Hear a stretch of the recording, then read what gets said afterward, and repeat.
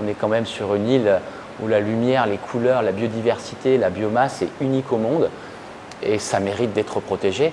Et si chacun apporte un petit peu sa pierre à l'édifice, on pourra tous faire de grandes choses. Donc j'essaie d'apporter la mienne ici.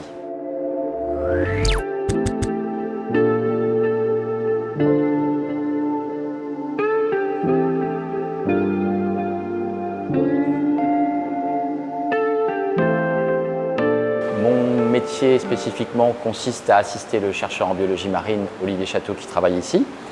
Et à l'heure actuelle, nous travaillons sur les juvéniles requins léopards.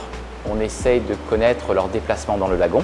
Pour ce faire, en fait, on va collecter des œufs de requins léopards. On a trouvé un spot où ils viennent pondre. Et ces œufs se développent ensuite à l'aquarium. Lorsque les petits requins léopards vont naître, ce qui devrait arriver à peu près vers mi-mars, on attendra 2-3 mois de croissance. On va les nourrir ici. Et ensuite, avec un vétérinaire, eh bien, on va insérer des puces électroniques à l'intérieur de leur ventre et grâce à un réseau d'hydrophones acoustiques déployé dans le lagon, on pourra avoir des nouvelles régulières du déplacement de ces petits requins afin de mieux connaître l'espèce, son comportement et son habitat.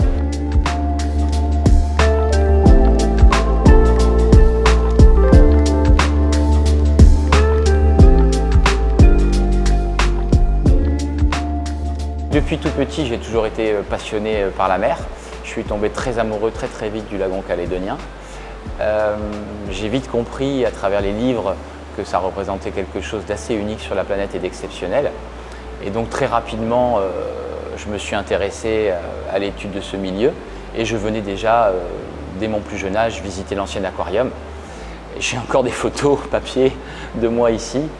Et j'ai toujours dit en fait à mes parents qu'un jour j'y travaillerais, je m'étais promis de le faire.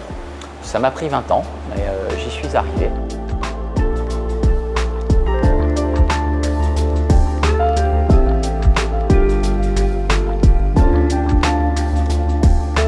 Ayant un CV qui commençait à s'étoffer un petit peu, je me suis dit qu'il était temps de trouver un petit peu la synthèse de tous ces métiers. Et mon travail à l'aquarium représente ça, cette croisée des chemins à la fois scientifique, aquario, pédagogique, sensibilisation du public, ce qui permet d'avoir tous les axes qui permettent de protéger le lagon d'une certaine façon et d'en parler et de communiquer sur le sujet auprès du public.